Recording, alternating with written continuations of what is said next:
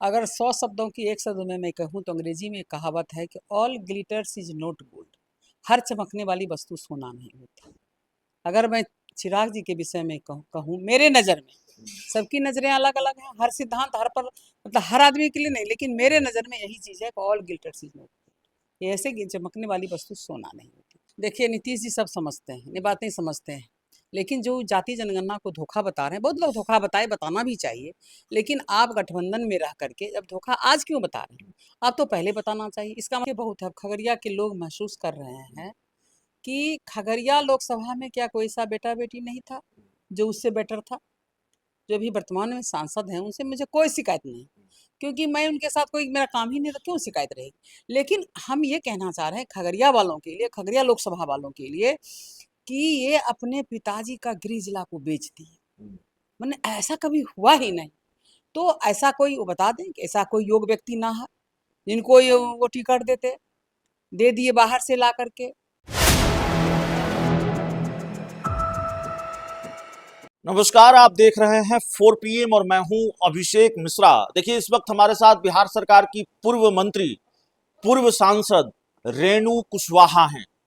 अभी हाल ही में RJD join की है और हमने आपको बताया कि कैसे लालू प्रसाद यादव, आरजेडी सुप्रीमो लालू प्रसाद यादव ने ये संकेत दे दिए हैं कि 2024 के लोकसभा चुनाव में जो खेल उन्होंने किया, MY के साथ केक को जोड़ने की कवायद उन्होंने की, जिनके प्रयोग को उन लालू यादव को अपने प्रयोग में सफलता भी मिली कमोबेश, उससे ज्यादा व्यापक तैयारी है 2025 के विधानसभा चुनाव को लेकर।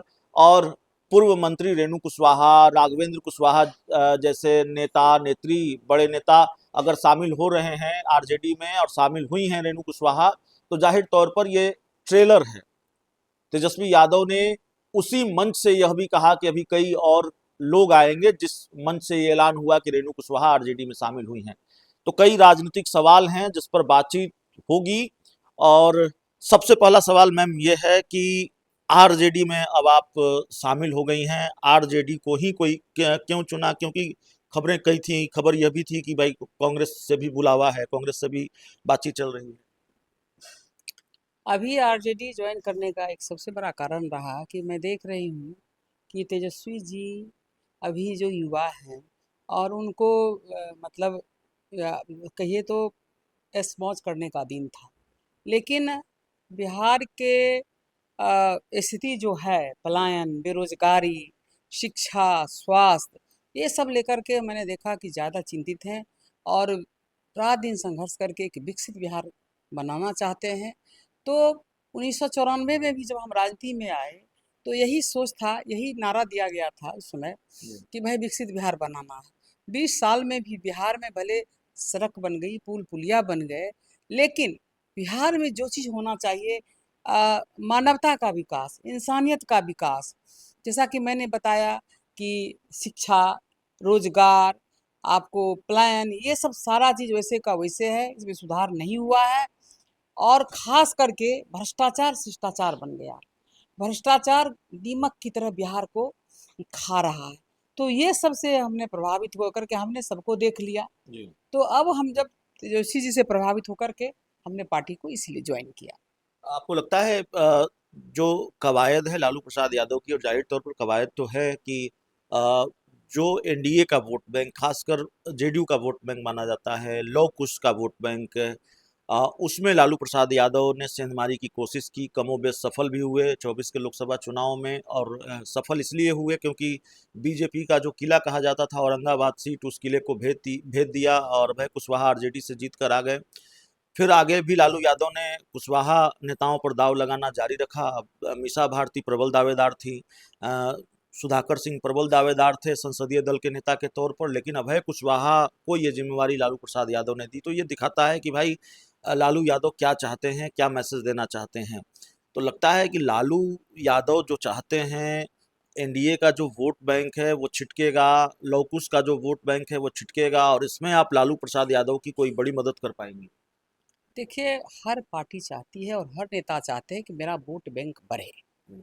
तो कुशवाहा लव कुश का वोट जो कह रहे हैं, तो कुशवाहा कोई मतलब ऐसे तो कुशवाहा माननीय मुख्यमंत्री नीतीश कुमार जी के लिए बिना बिके ही, मतलब बिना मोल का ही बिक गया था, जी। बिना मोल का ही बिका हुआ था। लेकिन अब जब आप, ठीक है कोई दाम नहीं चाहिए, मोल नहीं चाहिए, लेकिन उसकी हैसियत के हिसाब से जो सम्मान चाहिए वो नहीं मिला और लोग जा रहे हैं इधर-उधर। आखिर क्यों कुशवाहा लालू जी के साथ पुनः जा रहे हैं? क्योंकि लालू जी जब थे तो 25-30 एमएलए होता था और 10-15 मंत्री होते थे कुशवाहा समाज के। लेकिन अब कुशवाहा समाज का वो सब नहीं मिल रहा है और समाज ने देख लिया। कुशवाहा समाज अब कहिए जैसे किसानी से जुड़ा हुआ, तो ना किसानों की उन्नति, किसान किसान हवाई चप्पल से हवाई जहाज से जाएगा वो नहीं हुआ।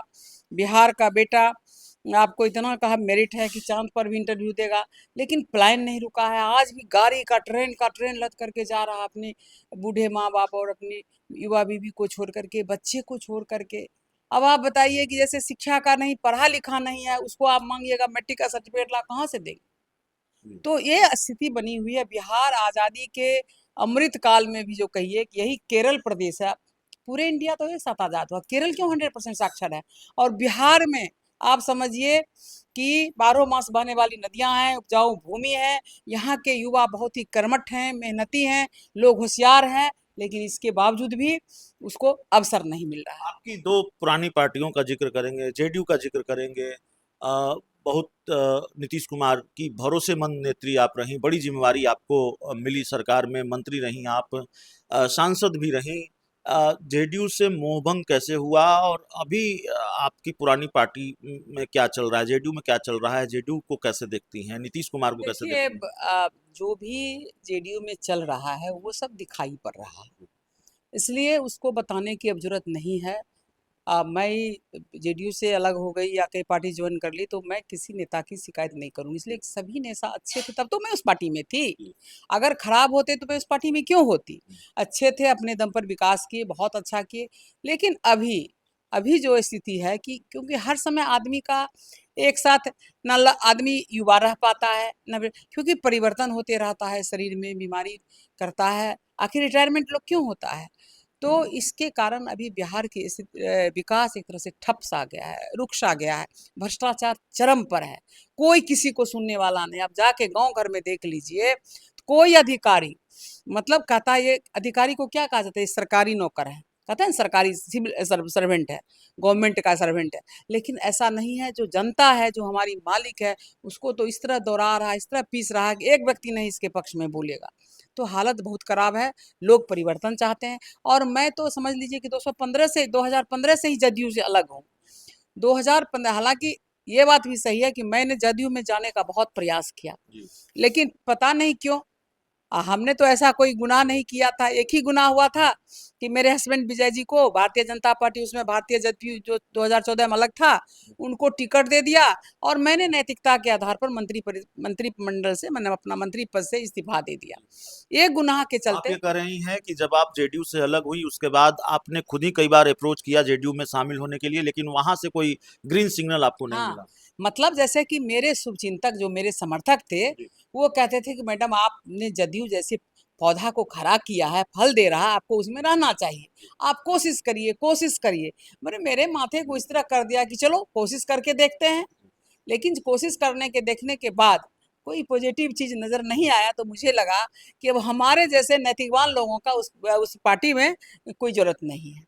तो ठीक है। अब आपकी दूसरी पुरानी पार्टी की बात करेंगे। इससे पहले आप जिस पार्टी में थी, आपने कहा मैं किसी नेता की शिकायत शिकायत नहीं करूंगी, मैं चली गई हूं, अब आरजेडी में शामिल हो गई हूं। आप तेजस्वी यादव की बात कर रही हैं। लेकिन 2024 के लोकसभा चुनाव में दो लोग बहुत प्रबल दावेदार थे खगड़िया लोकसभा सीट के, महबूब अली कैसर और रेणु कुशवाहा। महबूब अली कैसर के साथ दिक्कत ये थी कि वो लोक जनशक्ति पार्टी रामविलास में थे नहीं। कोशिश जरूर वो कर रहे थे, लेकिन उन पर ये आरोप था कि वो भी उन लोगों में रहे जिन्होंने चिराग पासवान को नाराज किया, पार्टी तोड़ने का। तोड़ी। हालांकि ऐसे एक नेत्री को, बीना देवी को टिकट मिला, लेकिन आपकी दावेदारी मजबूत इसलिए थी कि भाई चिराग पासवान बहुत सम्मान करते थे। जब चिराग पासवान संघर्ष कर रहे थे, आप उस समय से उस पार्टी के साथ रहीं और पार्टी के साथ मजबूती से खड़ी रहीं, तो आपका दावा मजबूत था। क्या नाराजगी खत्म हो गई है? खगड़िया से टिकट काटा चिराग पासवान ने, राजेश वर्मा को उम्मीदवार बनाया, या अब भी चिराग पासवान से नाराजगी है? वो देखिए दर्द भूली है, नहीं भूली है? देखिए ये दर्द तो भूलने वाली नहीं है, क्योंकि अब चिराग पासवान जी की पार्टी को मैंने छोड़ दिया, तो अब वो क्या करते हैं किसके लिए मुझे इससे कोई मतलब नहीं है। लेकिन उन्होंने जो भी किया डॉक्टर अरुण कुमार जी के साथ या मेरे साथ, तो कोई भी अगर सही नेता होता तो अपने इतने बड़े सीनियर जो उनके साथ लोग थे, तो उनके साथ इस तरह व्यवहार नहीं करते। मेरा तो कोई ग्रीवांसेस नहीं था। अगर उन्होंने मुझे कहा कि टिकट देंगे, अगर वो कह भी देते कि रेणु जी आप, भाई बहुत सारी योग्यताएं, बहुत सारी क्राइटेरिया है, हो सकता है किसी क्राइटेरिया में मैं फिट ना करती हूँ, जबकि मैं उनके पिताजी के समय से सांसद रही थी, पढ़ी लिखी हूँ, ऐसा नहीं कि मैं कोई लेमैन हूँ।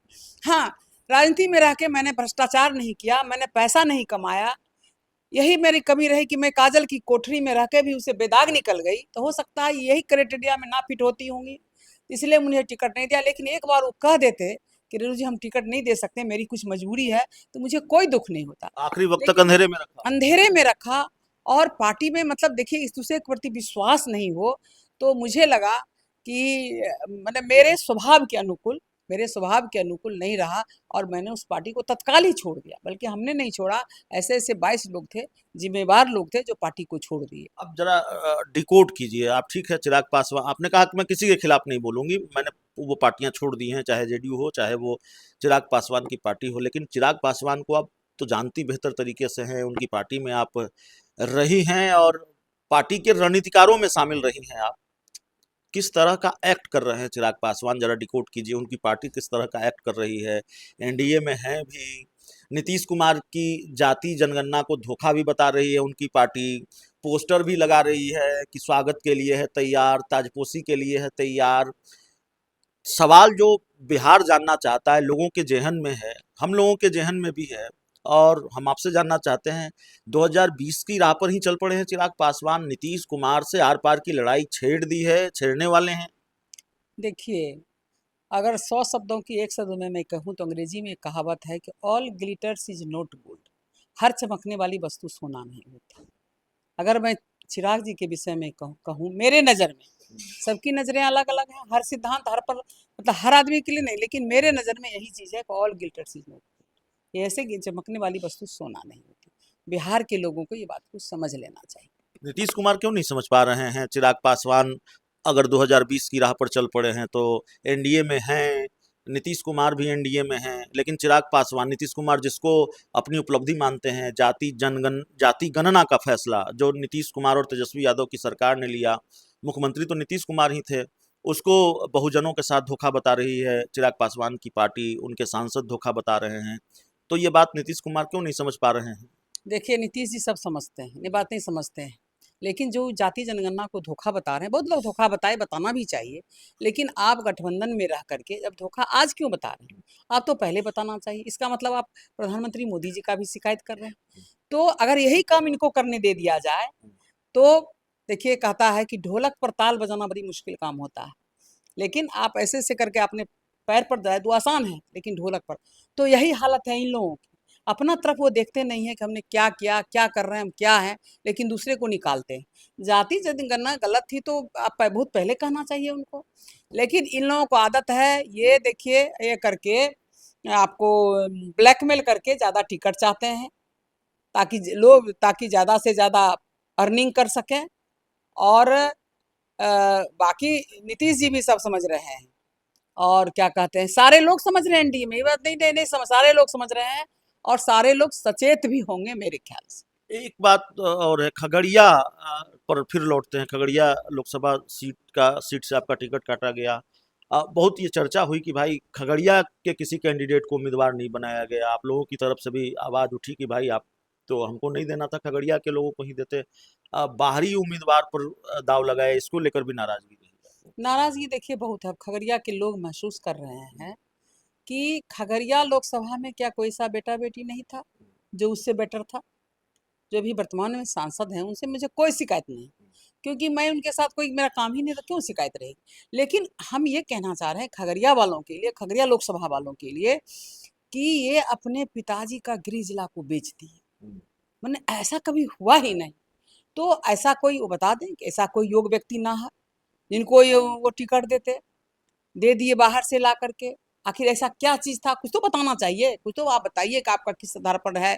खगड़िया, जिस खगड़िया और सहरबन्नी जैसे इलाके में आप पैदा हुए, कुछ भी होगा, आपका तो गृह स्थान भले आप दिल्ली में पैदा लीजिए, लेकिन आपका जन्म स्थान तो वो सहरबन्नी खगड़िया ही कहा जाएगा, हलौली ही कहा जाएगा।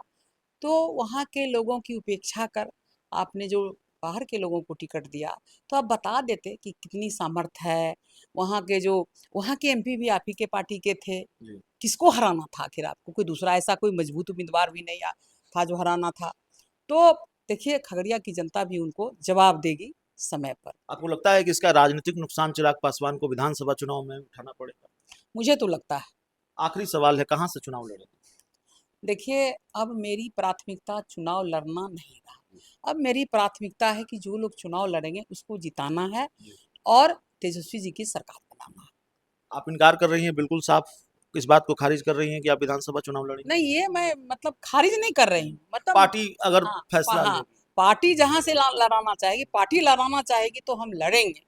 लेकिन हमारा और एक मकसद है कि हम मैक्सिमम सीट जितावें, मैक्सिमम अपने समाज का वोट, और जो मेरे साथ जुड़े हुए अन्य समाज हैं, चाहे वो अगरा हो, चाहे पिछड़ा हो, चाहे दलित हो, उनके वोट को भी इकट्ठा करके आरजेडी की झोली में डाल करके युवा मुख्यमंत्री क्योंकि मैं देख रही हूँ तेजस्वी जी में हमारी भरे बातचीत बहुत नहीं हो, मतलब थी ने भी तो ज्वाइन किया है, लेकिन फेसबुक और सोशल मीडिया के माध्यम से मैं देख रही थी कि जिस तरह दशरथ मांझी ने पहाड़ को काट करके मेहनत करके रास्ता बना दिया बिहार के लोगों के लिए, वही लगता है धुन तेजस्वी जी को है कि बिहार के जो बेरोजगारी है, बेकारी है, अशिक्षा है, कुपोषण है, जो स्वास्थ्य की व्यवस्था खराब है, पलायन है, इस सबको काट करके एक विकसित बिहार का निर्माण करना है। तो मैं चाहती हूँ कि मैं भी अपना योगदान उसमें दूं। लड़ाई भी मेरी लड़ना भी है और लड़ाना भी है, जिताना भी है, और माननीय तेजस्वी जी को मुख्यमंत्री बनाना भी है। चलिए, हमारे साथ बिहार सरकार की पूर्व मंत्री, पूर्व सांसद रेणु कुशवाहा थी। इस पूरे इंटरव्यू में इतना ही। बहुत बहुत धन्यवाद।